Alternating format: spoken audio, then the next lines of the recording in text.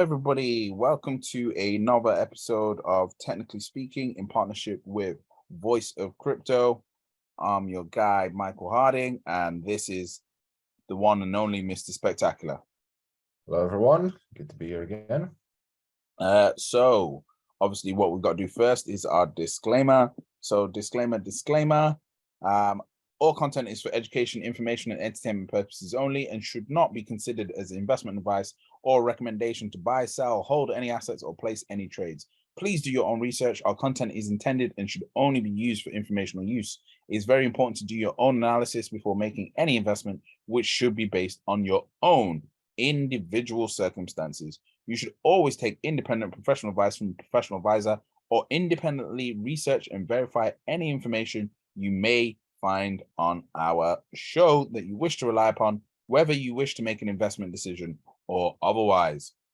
Now, all investments come with risk, so please do your own research. We are not financial advisors. We do not intend to be perceived or received as financial advisors. However, we are working in collaboration with several accredited advisors, and if you're unable to mitigate your risk, then please contact us immediately so we can refer you to an accredited advisor.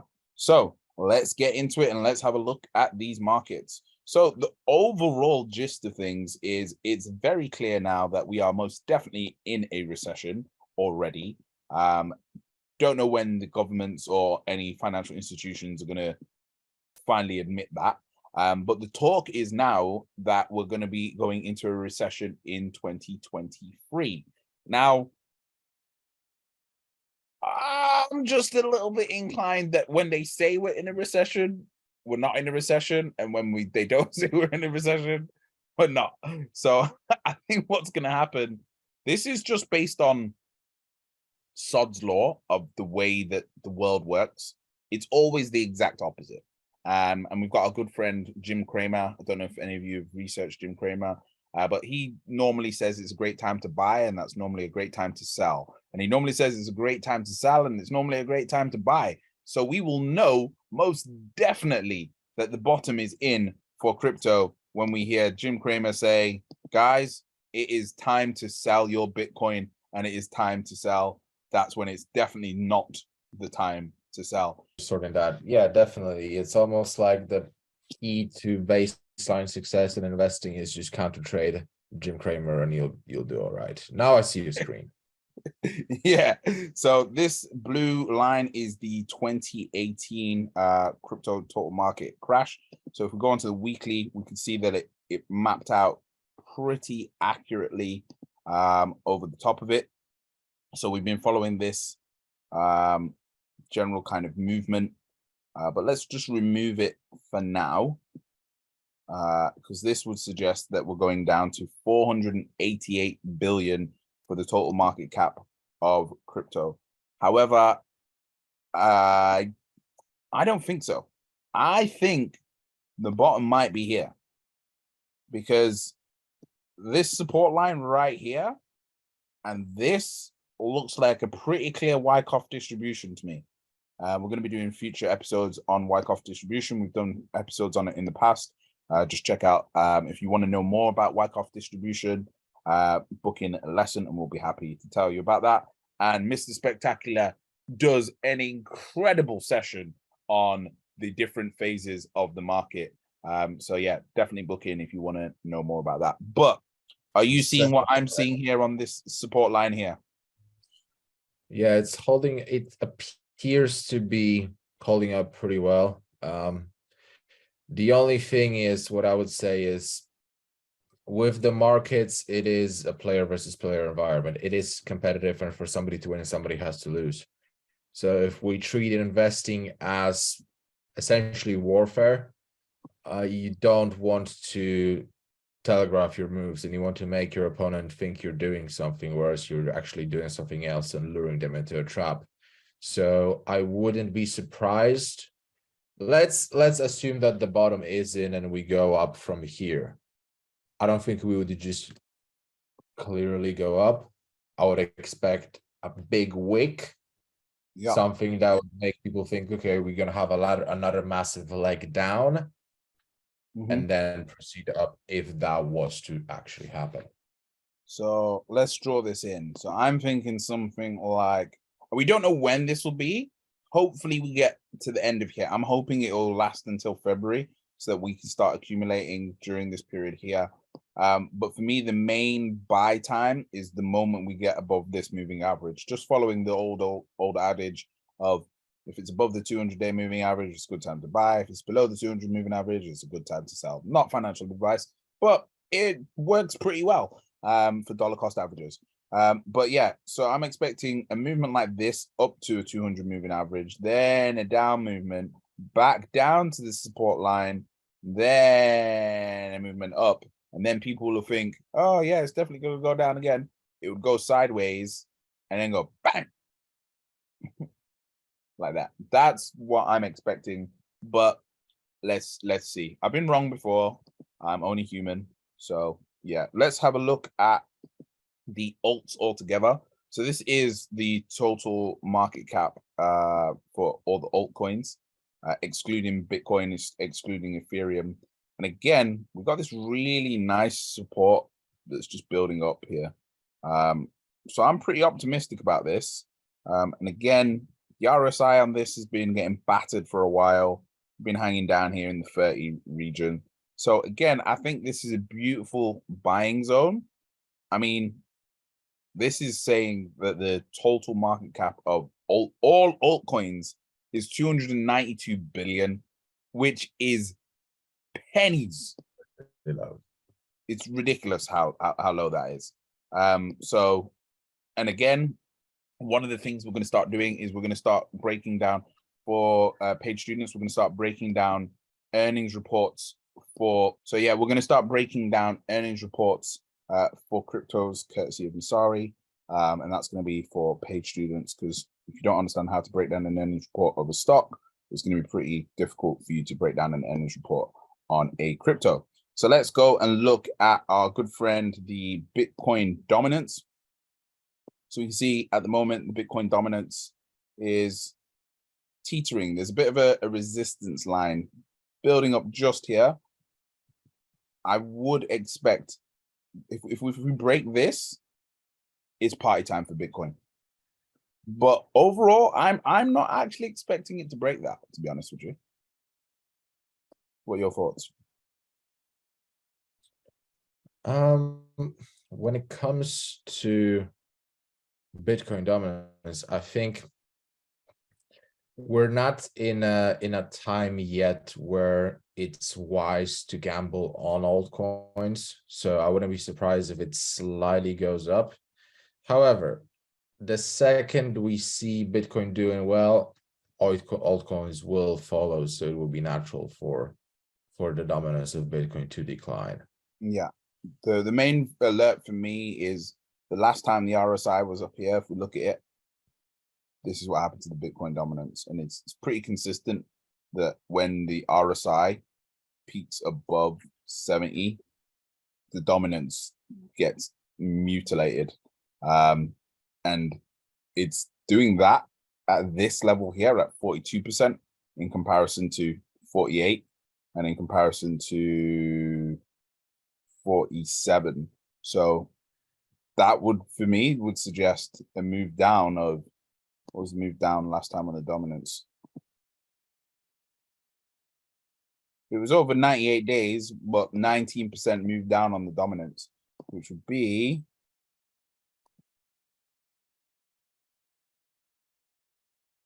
taking it to around, let's call it 35 to just be safe. So that's a big move down. But let's have a look on Bitcoin's price chart, see how that's doing. Oh, that is a lot of lines there. Let's just yeah, I just saw your face look at my screen and go, what the hell is going on here? That is because I was actually trading Bitcoin on the 1 hour time frame at some crazy period of my life. So let's remove all those drawings and just, I have faith in my TA, so we can go back to basics. Okay, so, and let's bring back the order blocks. And let's go back to the weekly. Well, first, let's go to the monthly and just have the big picture of what's going on here. And the big picture of what's going on here is that's a bit of an uptrend, if you ask me, on the big picture. 2012. Nice. Yeah. So for me, that's an amazing uptrend. And not only is it an amazing uptrend, but we are now slap bang on that uptrend and slap bang on a green candle slapping off this uptrend. And the RSI is lower than it has ever been before in the entirety of Bitcoin's history on the monthly time frame. I do not know what more of a signal we need, but let's have a look at the weekly. So we are actually below the 200 week, which has happened once, twice before, but it doesn't really stay there. But again, look how low that RSI got to. We had an RSI of 24 on the weekly, which literally has never happened before. Like screaming ideal buy time for Bitcoin, like screaming it from the high heavens. But we'll see. So again, I personally think this is the last chance zone for Bitcoin buying at these prices. I don't think we'll ever get back down to these prices personally. That's my thoughts there. Safe zone to buy if you want to be a little bit more precautious, which I'm going to be dollar cost averaging in here, anything below 24, but then buying, I'm going to probably stop buying a little bit after we go above the moving average. So 20, actually, I don't know. I'm not going to comment on that. I'm just going to say that now is a great time that I'm going to be buying more Bitcoin. Any thoughts on this on the weekly time frame here? Well, if we look at where the prices are now compared to where they were at the peak, obviously it looks ridiculously cheap. However, one thing that Bitcoin and crypto as a whole hasn't experienced is a global recession. We've had an essentially constant uptrend since 2008, unlimited money printing, and now that the printer is being switched off, it's becoming harder to tell what's going to happen. So if somebody's planning to hold Bitcoin for the next 5 years, let's say, is now a great time to buy? Yeah, probably. They'll probably do all right. Can we go lower? Potentially. It's hard to tell in terms of the actual numbers and price points. It's very much a matter of somebody's personal risk preference, how long they're willing to hold, how much capital they're willing to allocate, and how long they're willing to wait for them to see a return.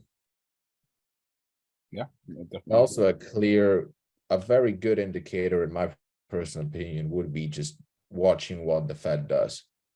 Once they at least hint that they will be turning the money printer back on, then it's probably game time.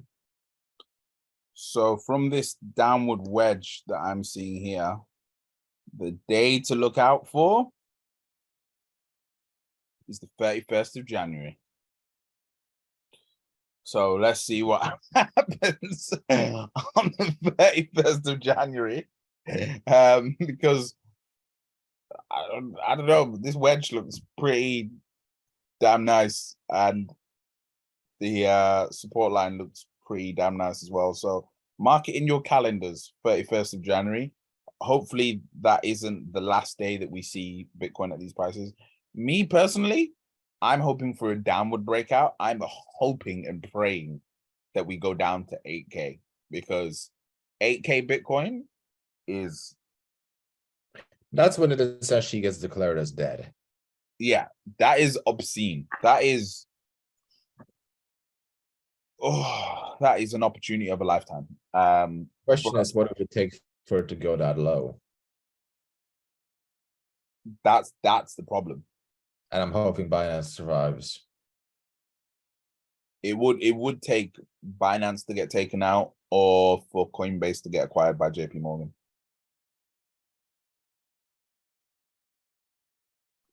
Well, I suppose we'll see in a pretty short time.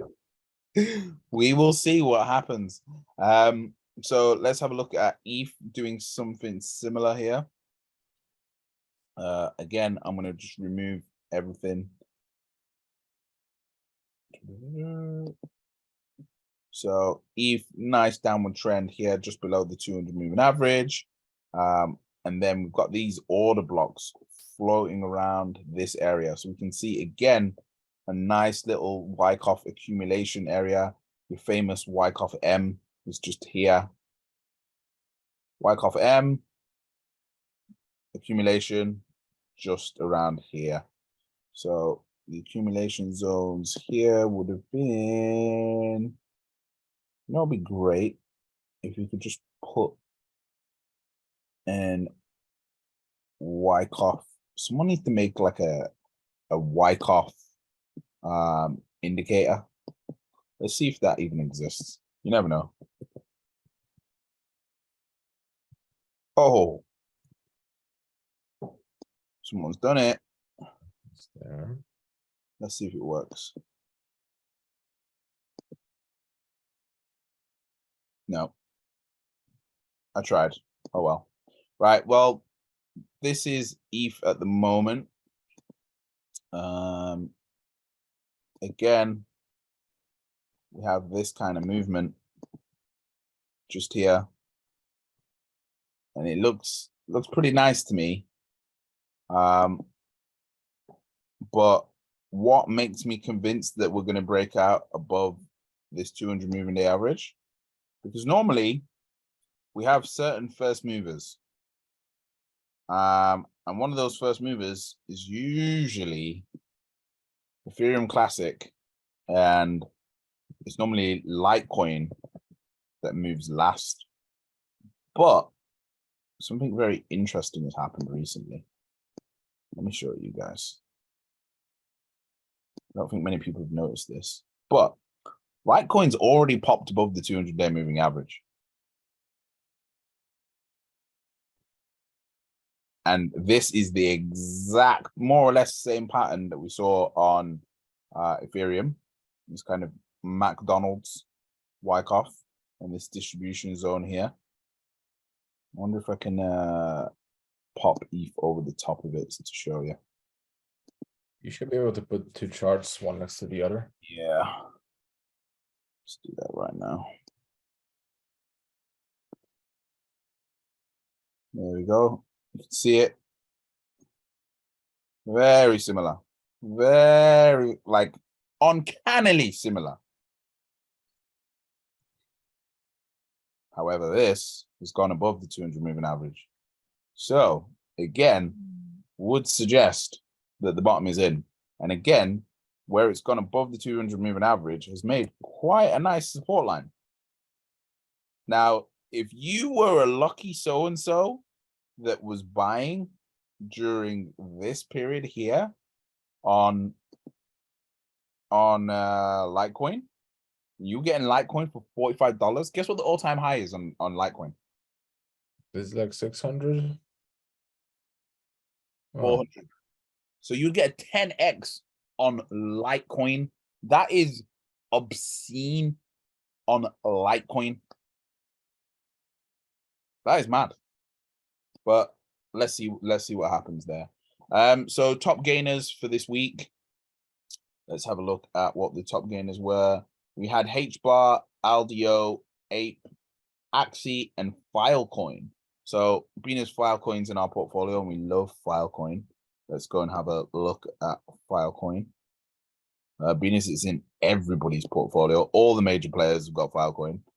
And again, I don't know. That just screams accumulation.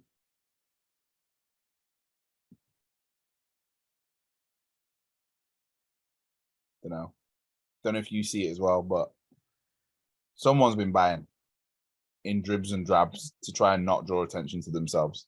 Can you turn the volume on? The volume indicator. Yeah. See, I don't normally use the volume indicator just because it can be faked, but let's have a look. Look at this crazy volume. So volume is pretty high and the price is not moving much. So yeah, somebody's buying. Somebody's buying all along here. And look at this RSI down here. 20. $3. All-time high. Well, 9. we can probably ignore that one. Yeah, we can probably ignore the 900. But But even if it's 200, it's still all right. Assuming that it actually goes back there, which it may or may not. We've been banging on about Filecoin for a while. Let's just see who's got it in their portfolios. We know Coinbase got it in their portfolio. We know the Winklevosses got it in their portfolio. We know BlackRock have got it in their portfolio. We know Grayscale have got it in their portfolio. The other one is HBAR.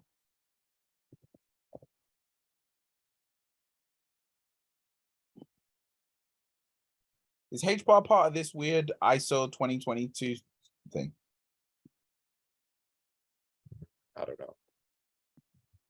So HBAR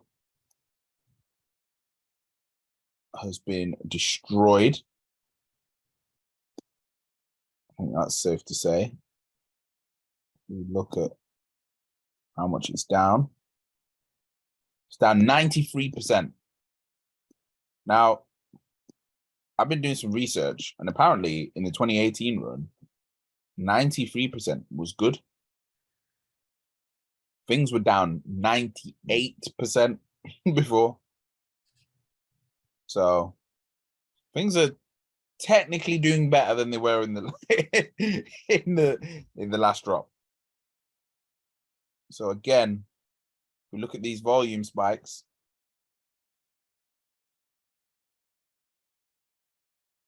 petered off towards the end here though. But yeah, I don't. How does it look in contrast? The volume. How does it look in contrast with the rest of the chart? That's mad that was 6%. This tiny little move. That's crazy.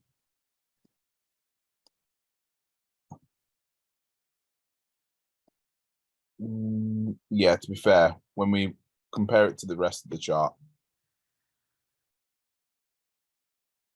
Yeah, on this one, it doesn't seem too significant. Yeah, it's not that big of a deal. But yeah, HBAR did 10% in a week. It is at crazily low prices. The other big mover was Ape once again. ApeCoin, big Animoca brands absolutely love this. And they've got a few billion to play around with. I think their new fund is 20 billion that they're playing around with. So we'll see what happens here. Again, not too sure on this one, but it did do, according to this, 7% this week. For me, this is a good buy. I'm going to be getting into this anything over $4. Anything over $4.50, I think is good for me. And then if it gets up to $40, I'm happy with that. So let's have a look on that one. And I think that's realistic. I think a $40 ApeCoin is realistic.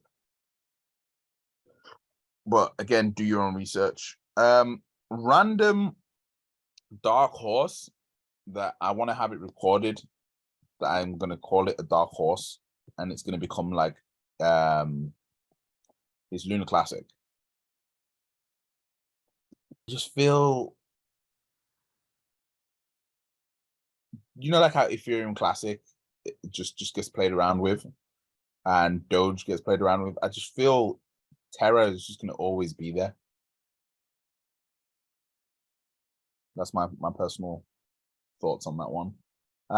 So yeah, that's pretty much it. And then let's also have a final look at Axie, because that was the other big mover. 7%, I think that did this week. Crypto.com also did 7%. This is having a real bad day. But this is the support line we marked in a while back, and it is beautifully testing that support line. This was my worry zone if we got below there, below 0.026. But now we are literally back. We're still at the same levels that I initially bought in at. So I initially bought in here, and we're still here. So technically not at a loss, but I actually did take profit at everywhere there is red lines. So at 500%, 1000%. So guys, you got to take your profit. Yes, I missed out on all of this, but I was out by then, so it's cool. So yeah. And I wanted to show Axie, didn't I? I can't find where Axie has gone. Axie. Ah, there we go.